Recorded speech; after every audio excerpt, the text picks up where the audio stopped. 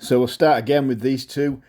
Last time the red one was looking quite promising because I've managed to get something that looked like it was almost ready to paint, and it just needed a little bit of putty putting down that, like, just the rear section of the middle section, if that makes sense. If I don't sound like I've got a particularly looking promising sort of voice, it's because I know what happens. Well, by the time I'm painting this is just almost like a case of I'm just going to paint this now and see what it looks like. And there's something about how both of these have sanded down today and how they look under the paint that I've put on. They almost look like they're getting worse. But there's no point getting frustrated. I mean, this isn't a competition. There isn't a cash prize for me getting these completed on time or something. We'll just have to see what they sand down like once I take this orange paint that they're both getting now on the front. We're just going to have to see what they look like under that layer of orange paint once I've sanded it back. I'm hoping that'll leave us a nice smooth surface. But for whatever reason, I'm not entirely convinced by that. We'll just have to see. We'll see what tomorrow brings. That's all we can do. Now, we're going to go on to 3 others that I haven't even really... Well, I've obviously done something with them because they're all stripped and in bare metal, but I haven't really shown much of them, or we haven't really done that much with them yet. So, I'm going to start with the Tanzara. Now, I know what you're thinking. You've seen the metal toothbrush on the bare metal bodies. Well, one bare metal body, and you're thinking, oh goody, he's going to mirror polish them. How original. We've not seen that before. Well, wrong. I mean, you might not have been thinking that anyway, but no, I'm not going to be mirror polishing these. This is going to be something quite different. The original, you see, the whole point of mirror polishing them and putting the transparent paint on, I was trying to emulate the Hot Wheels Spectraflame, as they called it, from the late 60s on the red lines. Now, one of these is a Hot Wheels, so that'd be quite appropriate. The other one's a Matchbox. However, both of these have, well, I won't say a link, but a reason to be given what I would call something closer to the original Spectraflame finish. Because the original Spectraflame finish is not mirror polished, really.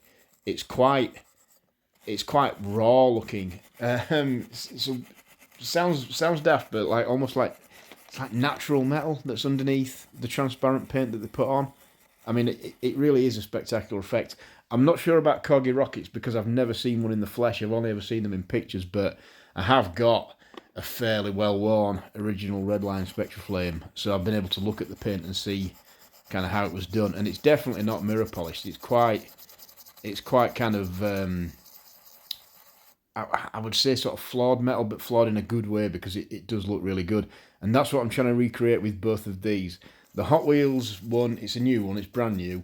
But I mean, the car itself that it's modelled on is from the Redline era. It's sort of mid to late 60s. And so I just thought it'd be quite appropriate to try and give that the original Redline finish where, yes, it's bright bare metal, but it's not polished. That's the key difference. And to achieve that, I'm not really going beyond the metal toothbrush stage, but I'm just using the metal toothbrush in a certain way where you sand it in all different directions. A bit like cross-hatching with a pencil. Up, down, left, right, diagonal, and then round and round in circles to just try and give the metal this kind of grain, but like a bright grain, so that whatever you put on top, it will still shine through. It won't be mirror smooth. And I think it'd be quite a good effect. And like I say, it's quite appropriate for the Buick Riviera because it's a Redline era real car, and it's made by the same company that did the Redline, so that all ties in. And the Matchbox one, that's called a Tanzara. It's I think it's kind of ripped off from a British Leyland concept car, but it's technically a fantasy cast, so it's just a maker-upper. But they did release this as part of a series called Streakers, right? Yeah, have a big laugh, and then let's just move on from that. That were like direct competition for Red Lines because they had the same kind of fast wheels and things like that. They were just trying to. Hot Wheels were like the new kids in town doing all the crazy sort of racing cars and stuff, and Hot Wheels were kind of looking like the big squares because they were still doing horse boxes and tractors and ordinary family saloon cars and stuff. So they were trying to make some mad cars as well. And to be fair, they give Hot Wheels a pretty good run for the money. They made some quite insane looking things in the 70s. So, but I just thought because that one was one of the ones that was kind of supposed to go head to head with these Hot Wheels red lines, I thought, well, why not give it a red line kind of paint job? It'll be now. While I've been going on about all that, the Twingo's been getting sort of mirror polished in the normal way in the background. It's on its 1500 grit by the looks of it at the moment, and I've just got a little trick in mind with this one. It's not a big thing, but you can see what I've done there. I've just kind of etched like a pattern. You can just etch patterns into it, because this whole thing, these three are all kind of thematically linked, because it's all sort of different things you can do with the metal. Because once you've got it mirror polished, you can just etch pretty much anything you want into it just by using harsher grades of sandpaper than what you've sanded it to. So if you've sanded it to like 3000 grit and you etch a stripe into it using 1500, that stripe will be there. It'll be like a holographic thing.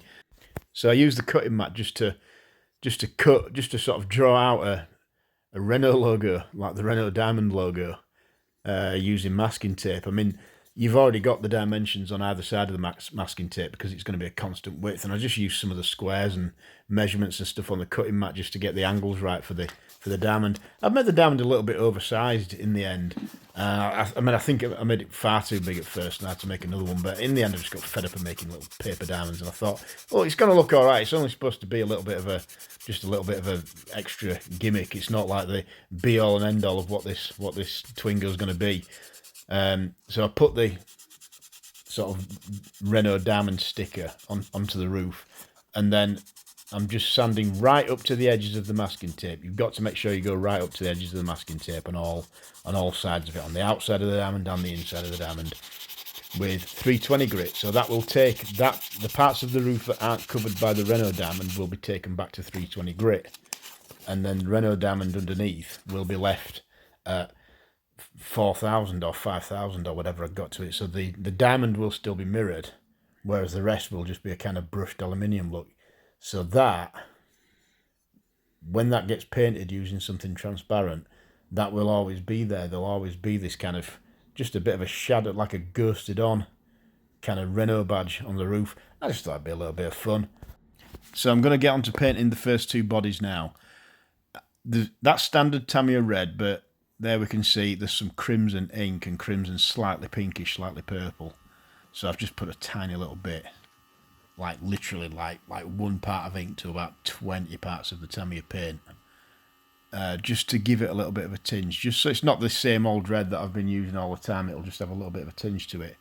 And what I'm planning on doing with the Buick, I'm going to go quite deep with it, because I know everything that I've said about red being transparent and things like that, but we're because we've introduced this other colour that's more of a purple, that will have a little bit of a blue in it. So with each coat, the colour will just get a little bit deeper. You will get that sort of deepening effect a lot more.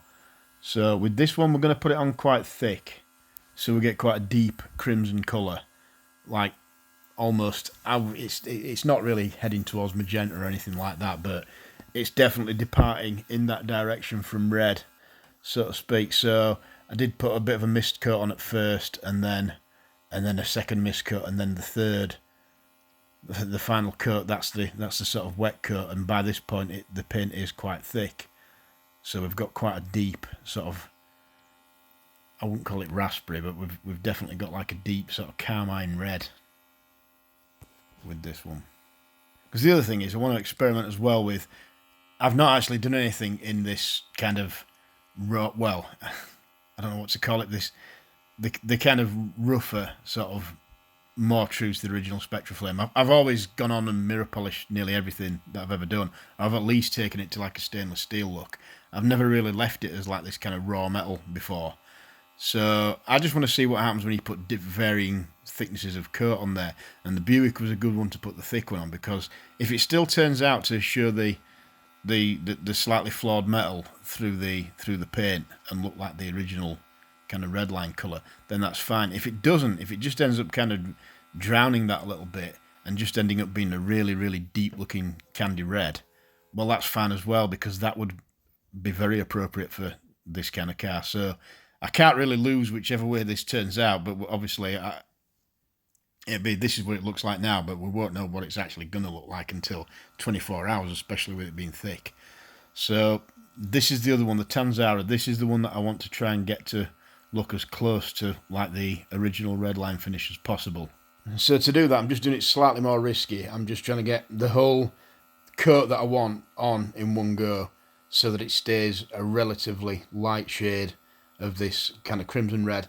Don't be fooled by how it looks on the camera, by the way. This is not very true to really what it looks like in real life, but then again, we are in the cellar, so we're under fluorescent lights. We'll get a better idea of it tomorrow when I can actually get it outside and take some pictures of it during the day.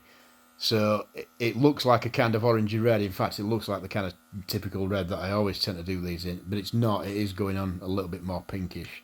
You can see it sometimes in the light just on this, but generally speaking, this isn't quite representative of what the shade is. But it is showing exactly what I'm doing to just try and achieve this colour. You can see just a quick one coat and done sort of thing. Like I say, it's slightly riskier because you could end up getting a run or whatever. It's unlikely though. It's quite rare for something like that to happen. So the Mercury's, yeah, I mean, there's no point getting despondent. They're not there yet, I don't think, and I don't think they will be after this sanding down either, but there's no point getting fed up with it. Might as well just keep going until these things look absolutely right, especially now I've gone this far with them. Can't really back out now. The deep colours turned out well on the Riviera though. I'm quite happy with that. I don't think we'll be trying to pass this off as like an original Redline or anything. I think it's way too glossy for that. I mean, it still needs a little bit of fine abrasives to really bring it up. And the Matchbox one, I'm just going to reserve judgment on this until I've polished up the base plate and things. I'm quite happy with the colour and the finish because it is a bit like an original Redline, but I'll see what I think once I've done the rest of it. Thanks for watching.